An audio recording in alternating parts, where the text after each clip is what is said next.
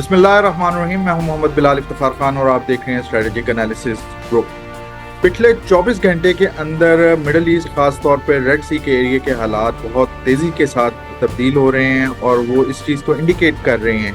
کہ آگے حالات مزید گریں گے اور شاید جو جنگ عظیم سوم جسے کہا جا رہا ہے یا جسے کہا جا رہا ہے کہ یہ جو اسرائیل اور حماس کے درمیان کانفلکٹ تھا جو پھر اسرائیل اور فلسطینیوں کے درمیان بنا اور اب وہ اسرائیل اور اسلامک ریزسٹنس کے درمیان بن گیا ہے ایک کانفلکٹ، وہ ریجنل وار سے ہوتے ہوئے آہستہ آہستہ گلوبل وار کی طرف جاتا ہوا نظر آ رہا ہے. اس میں کچھ خبریں ہیں جو میں آپ کے ساتھ شیئر کرنا چاہوں گا کہ پرسوں رات جو ہے ہم نے سنا کہ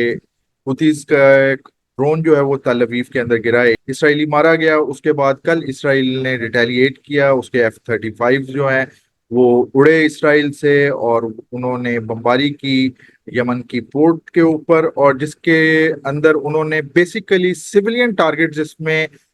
ایک آئل ڈپو بھی تھا جس کو ہٹ کیا، جس کی بعد اس آئل ڈپو کی آگ کو اسرائیلی اور ویسٹرن میڈیا نے بہت زیادہ دکھایا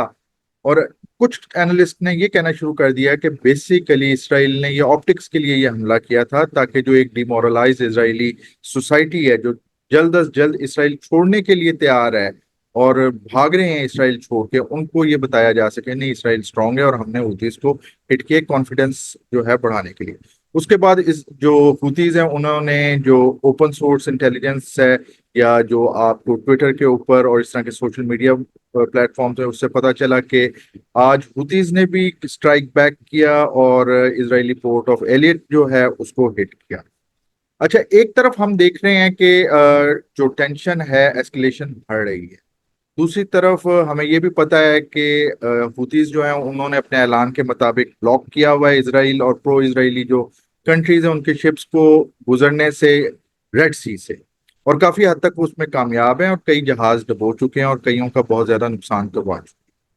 اچھا، اس تمام بلاکیڈ کے اندر سب سے زیادہ فائدہ جو ہے وہ اس وقت رشیا اور چائنا اٹھا رہے ہیں کیونکہ ان کے آمد و رفت کے اندر کوئی روک ٹوک نہیں.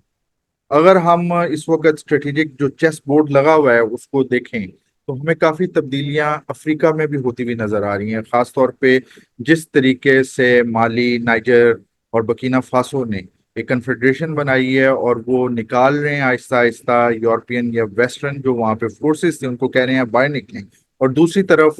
وہ اس گیپ کو پورا کرنے کے لیے رشینز کو اور خاص طور پہ ویگنر گروپ جو ہے اس کو ڈپلوائے کر رہے ہیں. تو وہ بھی ہمیں بتا رہا ہے کہ بہت بڑی چینجز خطے میں آ رہی ہے. ایک اور آپ کو خبر دیتا چلوں کہ کچھ عرصے پہلے رشیا نے ایک اور جو پورٹ جو ہے وہ ایکوائر کی ہے سوڈان سے. اس طریقے سے ہم دیکھتے ہیں کہ ایک تو ٹیٹرس کی جو ٹیٹرس ہی غالباً نام ہے، سیریا کی پورٹ تو تھی ہی تھی، اب ریڈ سی کے اندر سوڈان کی بھی یہ پورٹ رشیا کے قریب آ جائے گی. اس کے علاوہ صومالیہ اور ایتھوپیا کے اندر بھی ہمیں پتہ ہے کہ یو اے ای، چائنا اور ترکی کی بیسز موجود. تو حالات کس طریقے سے جا رہے ہیں اور کیا ریڈ سی پہلا بیٹل گراؤنڈ ہوگا اس بڑی جنگ کا؟ اسی حوالے سے بات کرنے کے لیے ہمارے ساتھ پاکستان نیوی کے سینئر ریٹائرڈ آفیسر کیپٹن ادیب الزمان صفی صاحب موجود ہیں. ہم ان سے پوچھیں گے کہ ایک تو ریڈ سی کی میری ٹائم امپورٹنس کیا، اس کی اسٹریٹجک امپورٹنس کیا ہے، اور آپ کیسے حالات اس کے بنتے دیکھ رہے ہیں کیپنگ ان مائنڈ جو اس وقت اسٹریٹجک سچویشن چل رہی ہے، جو چینجز آ رہی ہیں افریقہ کے اندر اور خاص طور پہ مڈل ایسٹ کے اندر. سر السلام علیکم سر، ویلکم ٹو دا شو. وعلیکم السلام، بہت شکریہ، تھینک یو. سر سب سے پہلے تو ایک کوئک کمنٹ آپ کا میں چاہوں گا کہ یمن اور اسرائیل، یعنی کہ اسرائیل کے اوپر اٹیک کیا ایران نے بھی، لیکن ہم نے دیکھا کہ وہ ایک پھلجڑی سے زیادہ ایک ڈرون چھوٹا سا جو تھا اس کے علاوہ کچھ بھی نہیں ہوا، اور اس کے بعد ڈی ایسکیلیشن شروع ہو گئی اور اسرائیل نے اس کے بعد اس سائٹ پہ بات ہی نہیں کی. لیکن کل جو ہے جس طریقے سے اٹیک کیا گیا سیولین ایریاز کے اوپر، سیولین ٹارگٹس کے اوپر یمن کے اندر، پورٹ آف جو ان کی پورٹ ہے، مین پورٹ ہے، تو آپ کیا دیکھ رہے ہیں؟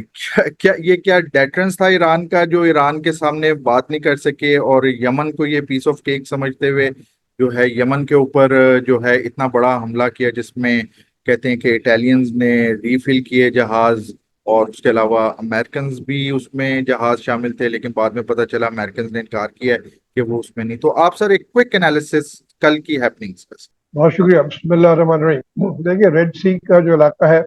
یہ بہت ہی اسٹریٹجک اعتبار سے ویسٹرن انفلوئنس کا ایک گڑھ بنا ہوا ہے، کیونکہ یہاں پر ویسٹرن جو پاورز ہیں اس کے ارد گرد کے جو ممالک ہیں، مسلمان مملکت ہیں، ان میں ان کے بیسز موجود ہیں، اور وہ جو بیسز پہ ان تمام ایریا کو کور کرتے ہیں. امریکن فلیٹ موجود ہے، باقی جو امریکن لیڈ فورسز ہیں وہ ویریس جگہوں پہ ان کے بیسز بنے ہوئے. اگر آپ نقشہ دکھائیں مڈل ایسٹ کا اور یہ ریڈ سی ایریا کا، تو ایک کافی تعداد میں ویسٹرن لیڈ فورسز جو ہے وہ اس علاقے میں موجود ہے. اب اس کانفلکٹ کے بارے میں جو آپ نے سوال کیا ہے وہ بہت ہی امپورٹنٹ ہے، بیکاز میری نظر میں we are heading towards conflict جس کو 57 اسلامی مملکتیں، organization of Islamic countries, OIC،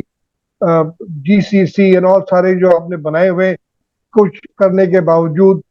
you have not been able to contain the aggression جو کہ اسرائیلی فورسز کر رہے ہیں، اور جس انداز میں انہوں نے غزہ میں حملے کیے ہیں اور جو کیجویلٹیز ہوئی ہیں. تو time is coming when enough is enough، اور جن مسلمان قوتوں نے اس کو رسپانس دینے کی کوشش کی ہے ان کے پاس وہ وسائل تو موجود نہیں ہے، وہ قوت موجود نہیں ہے، لیکن پھر بھی جو بھی ان کی صلاحیت ہے اس سے بڑھ کر انہوں نے کنٹیسٹ کیا ہے. اور جیسا کہ آپ نے انٹروڈکشن میں کہا، اسرائیلیز کو for the first time they are feeling unsafe in their own country, اور جس طریقے سے گھس کے انہوں نے لوگوں ان کو مارا ہے اور جو نقصانات پہنچائے ہیں. تو definitely Red Sea is going to be an area جہاں پر یہ کنٹیسٹ شروع ہوگا، بلکہ شروع ہو چکا ہے، اور اس پہ Russian presence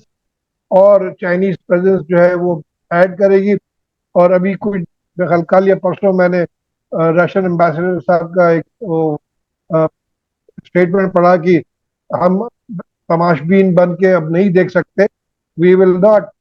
tolerate this kind of thing, جو جیسے انہوں نے اٹیک کیا ہے سیولین ٹارگیٹ کو، اور ہم اس کا رسپانس دینے کا حق رکھتے ہیں. تو لگ یہ رہا ہے کہ جو فورسز جو ہیں دونوں طرف سے کی they are lining up, battle lines draw ہو چکی ہیں، اور اب it is matter of time when at least یہ جو فورسز انوالوڈ ہیں دے ول ناٹ پیچھے نہیں ہٹیں گی، اور ان کا بڑھے گا. And slowly and gradually as you have rightly pointed out in the intro, یہ باقی جو مسلمان مملکتیں ہیں بادل ناخواستہ، آئی مین اس لیے میں کہہ رہا ہوں بادل ناخواستہ because they are all westernized proxies بیٹھی ہوئی ہیں، اور ان کو پریشرائز کر کے باہر رکھا ہوا ہے، اور ان کے اپنے کہ ان کو آپ شامل نہ کریں. لیکن time is coming where they cannot remain outside، اور پھر اسلامی مملکت کا یہ جو پورا ایریا ہے اس میں slowly and gradually escalation ہوگی، and one after the other یہ اس میں شامل ہوتے جائیں گے، provided ان کی جو لیڈرشپ ہے وہ اس چیز کو ریکگنائز کرے کہ we will not tolerate any more massacre of یہ جو غریب مسلمان کو مڈل ایسٹ میں جن کو مارا جا رہا ہے. ریڈ سی کی سر ایز اے نیول آفیسر کیا امپورٹنس ہے، اور سر کیا نقصان اٹھانا پڑ رہا ہے اس وقت ویسٹرن پاورز کو جو پرو اسرائیلی ہیں، جو اس وقت اسرائیل کو سپورٹ کر رہی ہیں، اور جن کا یہ خیال ہے کہ اسرائیل ان کی ڈومیننس کی جنگ لڑ رہا ہے، اور اسرائیل کی شکست کا مطلب ویسٹرن ورلڈ آرڈر جو ہے اس کا فال ہے. سر ان کو کیا تکلیف اس وقت پہنچ رہی ہے یہ ریڈ سی کی بندش کی وجہ سے؟ دیکھیں ریڈ سی جو ہے یہ آپ کو لیڈ کرتی ہے ٹورڈ یور میڈیٹرینین، اور جو آپ کا جو سویز کا جو پیسج ہے. تو ایز یو نو آلریڈی کہ ورلڈ ٹریڈ کا بیشتر I think probably I will not be wrong to say 85 to 90% trade جو ہے وہ یہیں سے گزر کے جاتا ہے. فار ایسٹ میں بھی جاپان اور تمام ایریا کو.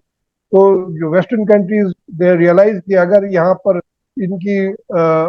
ڈومیننس ختم ہو گئی یا یہ ایریا جو ہے یہ حوثیز کا اور جو فورسز اس میں لڑ رہی ہے انہوں نے اس کو اپنا قبضہ جما لیا تو دی economy of the world will come to a grinding halt. Particularly the Americans are very much concerned کیونکہ ان کا تمام ٹریڈ جو ہے وہ یہیں سے گزر کے جاتا ہے یورپ میں بھی to Mediterranean and to U K and America. اچھا سر، رشینز نے کچھ عرصے پہلے جو ہے جب یہ F-16 دیے گئے یوکرین کو اور نیٹو کھل کے رشیا کے سامنے آ گئی تو پریزیڈنٹ پیوٹن نے بھی یہ اعلان کیا تھا کہ اب ہم بھی اینٹی امریکن اور اینٹی ویسٹرن فورسز جو ہیں ان کو ایکوپ کریں گے، اور بات ہو رہی تھی کہ کوئی اینٹی شپ میزائلز جو ہیں جو اسٹیٹ آف دی آرٹ ہیں وہ حوثیز کو دینے کی بات ہو رہی تھی کہ رشینز دینے کے لیے تیار ہیں، ان پروسیس میں ہیں یا دینے کے لیے تیار ہیں. آپ کے خیال میں جو ایک اس وقت بلاکیڈ ہوا ہے اور جس طرح کہ کل ہم نے دیکھی ہے کہ ایک آپریشن انہوں نے کیا اور جس طریقے سے انہوں نے بامبنگ کی جس طرح کی غزہ پہ عموماً ہم نے دیکھی تھی، اب اس کے رسپانس میں اگر رشیا بھی ایکوپ کرتا ہے حوثیز کو تو اس کا سر جو اس وقت نیول اسٹریٹجی ہے امریکن نیول اسٹریٹجی اور خاص طور پہ جو نیول اس کے انٹرسٹ ہیں اور یورپین نیول انٹرسٹ ہیں اس پہ آپ کیا فرق جو ہے اثر پڑتا ہوا دیکھ رہے ہیں؟ نیول اسٹریٹجی کے دو ایسپیکٹس ہوتے ہیں، ایک اگریسو اور ایک ڈیفینسو. اگریسو میں you try to control the area of your interest اور پھر اس کے لیے آپ کو زیادہ فورسز چاہیے ہوتے ہیں. ویئر ڈیفینسو اسٹریٹجی جو ہے جو سی ڈینائل جسے کہتے ہیں اس کے لیے آپ کو کوئی زیادہ قوت نہیں چاہیے. Certain type of weapon system آپ کے پاس ہو کہ at given point of time you can deploy them to ensure that the enemy is not able to use that passage یا وہ اس ایریا کو وہ استعمال نہ کر سکے. تو اس لحاظ سے آپ کے سوال کا جواب یہ ہے کہ یس رشینز بھی دے سکتے ہیں چائنیز بھی دے سکتے ہیں because they do not wish that this area should be dominated by the western led U S led western group اور یہاں کے پھر جو میسج ہے وہ ان کے لیے پرابلم کریٹ کرے. تو اس لیے سی ڈینائل کیا جا سکتا ہے by these small forces like Houthis کے پاس جو بھی ویپن سسٹم ہے چاہے وہ لانگ رینج میزائل ہو شولڈر فائر میزائل ہو یا اسمال ٹارپیڈو بوٹس ہو یا ڈرونز کے ذریعے whatever means which can be employed to deliver a punch which جس سے you get a bleeding nose to the enemy وہ آپ کے پاس قوت ہوتی ہے اور اس کے ذریعے آپ سی ڈینائل کر سکتے ہیں اور اس کو وہ چاہیں گے رشینز اینڈ چائنیز کہ ہم اس کو یوز کریں اس رول میں. اچھا سر، لوکنگ ایٹ دا میپ ایک چیز میں نے بڑی یعنی کہ دیکھی کہ میڈیٹرینین کے اندر سیرین پورٹ آف ٹارٹرس ہے جو کہ پچھلے کئی سال سے معاہدے کے مطابق رشینز کے کنٹرول میں ہے. اب سوئز کو کراس کرتے ہی جب آپ ایجپٹ سے نکلتے ہیں تو ساتھ سوڈان آ جاتا ہے. سوڈان کے اندر بھی ایک اسٹریٹجک پوائنٹ ہے کیونکہ اگر آپ سوئز کی سائڈ سے انٹر ہو رہے ہیں تو آپ نے گزرنا ہی گزرنا ہے اور وہاں پہ بھی رشینز آ کے بیٹھ گئے ہیں. حوثیز جو ہیں وہ جنوب کی طرف جو ہے باب المندب وغیرہ کا جو ایریا ہے جو انٹری پوائنٹ ہے ریڈ سی سے تاکہ آپ سوئز کی طرف جائیں وہاں پہ بیٹھے ہوئے ہیں. تو سچویشن سر بڑی ایک عجیب جو ہے وہ قسم کی بن رہی ہے. اور اس میں سر کل جب رپورٹ ہوا کہ یمن کے اوپر حملے کے اندر امریکنز بھی موجود تھے، امریکن جہاز بھی تھے، تو ایک ہم نے ڈینائل دیکھا کہ نہیں یہ سارے کا سارا اسرائیلی ایئر فورس نے کیا. یوں لگ رہا ہے کہ امریکنز نہیں چاہتے کہ وہ پھنسیں ادھر ریڈ سی کے اس سچویشن کے اندر. تو سر اس کی کیا وجوہات ہو سکتی ہیں؟ کیونکہ ایک چیز تو اب ہے کہ دنیا کی سب سے بڑی نیوی جو ہے وہ PLA کی نیوی بن چکی ہے، سب سے زیادہ جہاز اس کے پاس 800 کے قریب جو ہے نا اس کے ایسٹس ہیں، جبکہ امریکن 600 سم تھنگ ان کے ایسٹس ہیں. تو واٹ ڈو یو تھنک کہ جو ایز اے نیول آفیسر آپ کیا اس وقت دیکھ رہے ہیں کہ امریکنز کی کیا سوچ ہوگی، کیا اسٹریٹجی ہوگی؟ کیا وہ اوائڈ کرنا چاہیں گے اس کویگمائر میں پھنسنے سے یا وہ آپ ان کو انوالو ہوتا ہوا ایکٹیولی دیکھتے ہیں اگلے کچھ عرصے کے اندر؟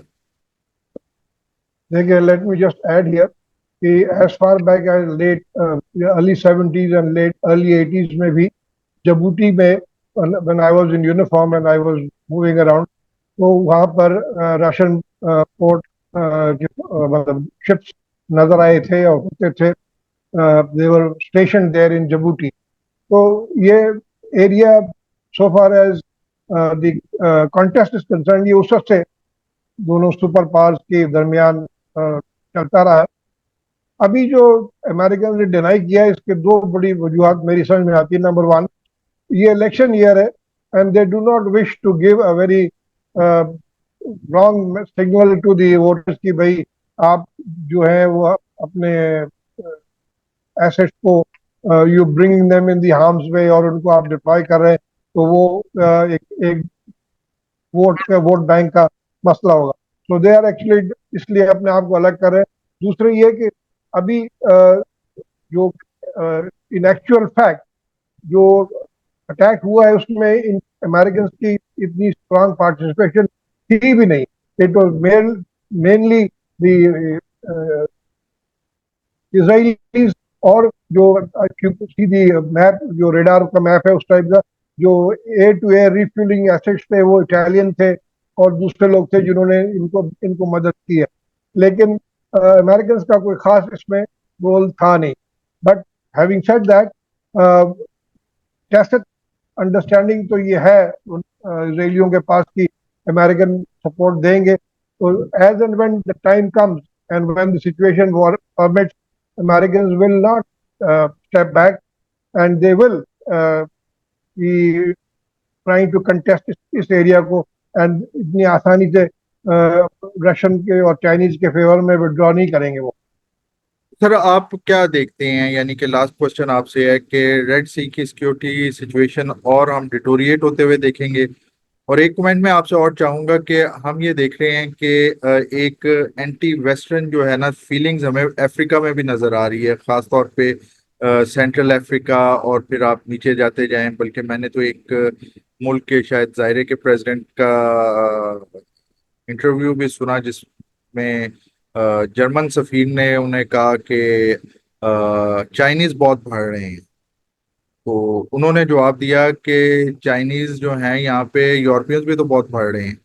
चाइनीज हमारे किसी भी चीज़ में टांग नहीं अड़ाते, इन्वेस्टमेंट करते हैं, अपना काम करते हैं, खुद भी कमाते हैं, हमें भी फायदा देते हैं, और हमारी यानी कि पॉलिटिक्स में नहीं करते, जबकि आप कर रहे हैं. क्योंकि एज अ एम्बेसडर ये आपको हक ही नहीं पहुंचता कि आप एज अ प्रेसिडेंट मुझसे ये बात करें कि चाइनीज क्यों बढ़ रहे हैं. तो आपका उसमें क्या ताल्लुक है? तो एक हमें बिल्कुल बहुत बहुत सही कह रहे हैं. यानी ये जो एक इतना वैलिड पॉइंट है कि American so called liberals and so called freedom of speech सारा कुछ है, बट दे वांट, उनका एक ट्रेडिशन रहा है, they want to impose their way of life on the others. जहां जहां वो गए, जहां जहां उन्होंने हेल्प किए, उन्होंने